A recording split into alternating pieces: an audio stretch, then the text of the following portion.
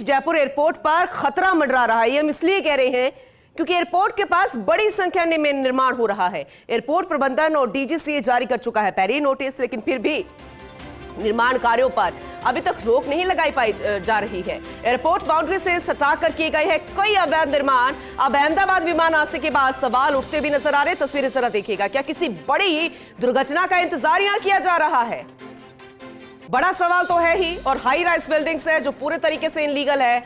और ये ऐसे में देखने वाली बात होगी कि अब जो सवाल उठाया गया है, फर्स्ट इंडिया न्यूज सवाल उठा रहा है, तस्वीरें दिखा रहा है, तो क्या किसी दुर्घटना का इंतजार किया जा रहा है? हमारे सहयोगी सीनियर रिपोर्टर जियाउद्दीन हमारे साथ जुड़ चुके हैं, ज्यादा जानकारी उनसे लेंगे। जियाउद्दीन, जरा डिटेल में बताइए, क्योंकि तस्वीर हम देख रहे हैं, जो हाई राइज बिल्डिंग हम देख रहे हैं अवैध रूप से बनाई जा रही है, वो भी नोटिस के बाद भी। किसके शय पर यह हो रहा है? क्या कोई देख नहीं रहा क्या इन बिल्डिंग्स को?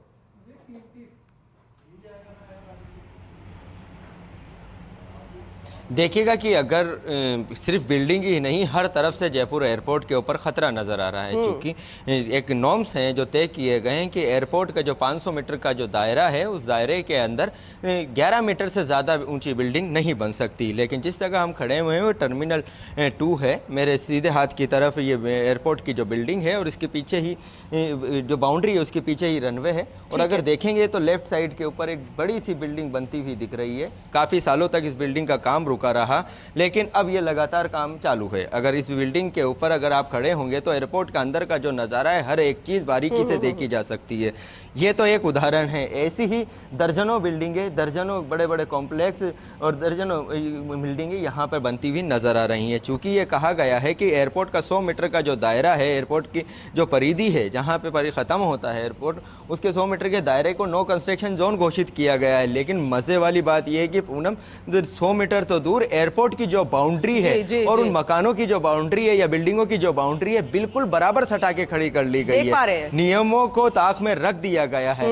असलियत तो यह है कि डीजीसीए की ओर से एयरपोर्ट अथॉरिटी की तरफ से दर्जनों नोटिस दिए जा चुके हैं, लेकिन अब तक जेडीए ने, या जो जिम्मेदार एजेंसी है जिसके जिम्मे था इन निर्माणों को रोकना, उसने कोई कदम नहीं उठाया। हो सकता है कि ये बिल्डिंगें नॉर्म्स के अंदर आती हों, लेकिन नॉर्म्स में तो वो बिल्डिंग भी आती थी जो अहमदाबाद में विमान हादसे के अंदर शिकार हुई। अगर वहां पे इतनी ऊंची बिल्डिंग नहीं होती तो इतना नुकसान नहीं हो पाता। लेकिन चूंकि इसका जहाँ पे टेक ऑफ और रनवे वाला अगर एरिया है, तो देखते हैं कि जब लैंडिंग जो होती है यहाँ पे, तो जगतपुरा की तरफ से होती है, और टेक ऑफ होता है तो सांगानेर की तरफ विमान का मुंह होता है। और लेकिन सांगानेर की तरफ अगर जब नजर डालेंगे टोंक पुलिया पे से, टोंक रोड के ऊपर से आके, तो वहां पे देखेंगे कि कई मकानों के अंदर कंस्ट्रक्शन चल रहा है। मकान की जो हाइट है वो एयरपोर्ट की बाउंड्री और जो रनवे है उससे जितनी जो तय की गई है उससे ज्यादा ऊंचे हैं। क्योंकि नियम यह बनाया गया है कि 500 मीटर के दायरे में 11 मीटर से ऊंची कोई बिल्डिंग नहीं बनाई जाएगी। 200 से 300 मीटर के दायरे में 2 मंजिला मकान बनाया जाएगा, और 200 मीटर के दायरे में 1 मंजिला मकान बनाया जाएगा, और 100 मीटर के दायरे में कोई कंस्ट्रक्शन नहीं होगा। लेकिन वो नियम सिर्फ कागजों में ही नजर आ रहे हैं। जिम्मेदार अधिकारी आखिर यहां पर नजर क्यों नहीं दौड़ा रहे? इसकी क्या मुख्य वजह लगती है?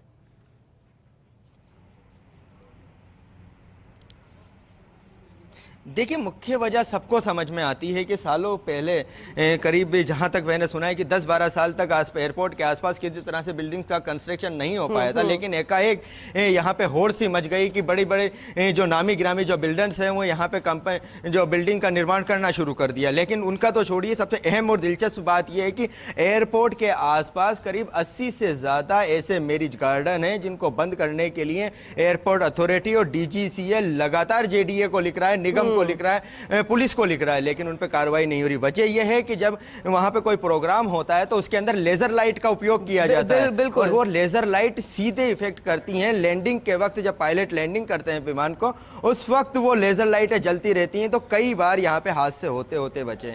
सबसे अहम बात यह है कि इसको आसपास के एरिया को नो बर्ड्स, मतलब बर्ड्स जो होते हैं उससे मुक्त रखने की अपील की जाती है बार बार। लेकिन एयरपोर्ट के आसपास तमाम जगहों पे देख सकते हैं कि कई लोगों ने चुग्गा घर बना दिया है। वहां पे जाते हैं और चुग्गा डालते हैं। और कई बार बर्ड हिटिंग की वजह से आपने देखा होगा कि कितने बड़े विमान हादसे हो चुके हैं। अब चूंकि एयरपोर्ट के जो टर्मिनल 2 के ऊपर हम मौजूद हैं, अगर एयरपोर्ट की इस पूरे परिधि को देखा जाए तो 4 से 5 किलोमीटर का ये दायरा होता है। और इस 4 से 5 किलोमीटर के दायरे के अंदर चारों तरफ अगर देखें तो अवैध निर्माणों की भरमार है। अवैध हैं क्योंकि एयरपोर्ट के जो सूत्र हैं वो हमें बता चुके हैं कि कई ऐसे दर्जनों निर्माण हैं जिसको लेकर लगातार नोटिस दिए गए, अथॉरिटी को कहा गया, जो जिम्मेदार अथॉरिटी के निर्माणों को ध्वस्त किया जाए, इनको रोका जाए, लेकिन नहीं रोका गया। तो ये तय मानिए कि वो जिम्मेदार अधिकारी इस बात का इंतजार कर रहे हैं कि जयपुर एयरपोर्ट पे खुदा न करे ऐसा हादसा हो जैसा अहमदाबाद के अंदर हुआ हो।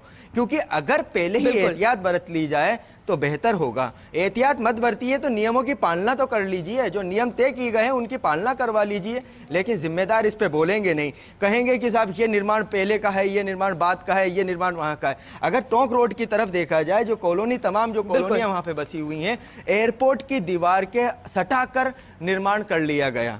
एयरपोर्ट अथॉरिटी ने जेडीए को लिखा इसको रोकने के लिए, लेकिन किसी ने जहमत नहीं करी उन मकानों को रोकने की, उन निर्माणों को रोकने की। तो ये सिक्योरिटी से समझौता है जो जेडीए और आसपास की जो एजेंसियां वो लगातार कर रही हैं। क्योंकि जो सिक्योरिटी एजेंसी है सीआईएसएफ, वो भी कई बार लिख चुकी है कि जो आसपास बने हुए मकान हैं वो एयरपोर्ट की सिक्योरिटी के लिए खतरा है। उनकी जो हाइट ली जा रही है वो पूरी तरह से यहाँ पे खतरा है, लेकिन उन चीजों को भी दरकिनार किया जा रहा है। आप देख सकते हैं कि सामने जो बिल्डिंग बन रही है, इस बिल्डिंग के ऊपर खड़े होने के बाद एयरपोर्ट के अंदर मौजूद हर चीज को देखा जा सकता है। एयरपोर्ट प्रबंधन की तरफ से कहा गया था कि हम व्यू कटर लगाएंगे चारों तरफ बाउंड्री के। व्यू कटर कितने ऊंचे लगाएंगे, उसकी हाइट देखिए, व्यू कटर लगाने के बाद उसकी हाइट देखिए, कहां तक व्यू कटर लगाए जाएंगे। लेकिन ये बात असलियत है कि व्यू कटर सिर्फ आम आदमियों के लिए लगाए जाएंगे, बड़े आदमियों के नहीं, बड़े बिल्डरों के नहीं है। और ये कह सकता हूं कि साफ तौर पे भूमाफियाओं के लिए, जिन्होंने धोखे में रखकर एयरपोर्ट के पास में कॉलोनियां काटी हैं, प्लॉट बेचे हैं, बिल्डिंगें बनाई हैं, उनके खिलाफ कोई कार्रवाई नहीं की जाएगी, ये तय मानिए। क्योंकि अभी नहीं, पहली बार नहीं, कई सालों से मामला उठ रहा है। और अगर असलियत ये देखी जाए कि एक लिस्ट अगर सामने आए तो करीब जयपुर एयरपोर्ट के आसपास 500 से ज्यादा, जो सोर्स ने बताया कि 500 से ज्यादा ऐसे कंस्ट्रक्शन है, अवैध कंस्ट्रक्शन है, जिसमें मैरिज गार्डन भी आ गई, हाई राइज बिल्डिंग भी आ गए, कई और दूसरी चीजें भी आ गए, अवैध निर्माण भी आ गए। 500 से ज्यादा ऐसे चिन्हित किए गए हैं, जिसको लेकर बार बार सालों से एयरपोर्ट अथॉरिटी की तरफ से, अब अडानी प्रबंधन की तरफ से, सुरक्षा एजेंसियों की तरफ से, संबंधित अधिकारियों को, जेडीए को, निगम को, तमाम लोगों को लिखा जा रहा है कि इन पर रोका जाए, एयरपोर्ट के लिए बड़ी सुरक्षा में खतरा बने हुए हैं। लेकिन उन बातों को, उन नोटिसों को दरकिनार किया जा रहा है। तो आप अंदाजा लगा सकते हैं कि इस एयरपोर्ट के ऊपर शायद वो अधिकारी ये सोच रहे हैं कि कभी कोई हादसा हो तब उसके बाद वो नींद से जागे। जी, नींद से तो जागना होगा, और ये काम जियाउद्दीन आपने कर दिया है, तस्वीरें दिखाकर, फर्स्ट इंडिया न्यूज ने दिखा दिया है, दर्शकों को बताकर।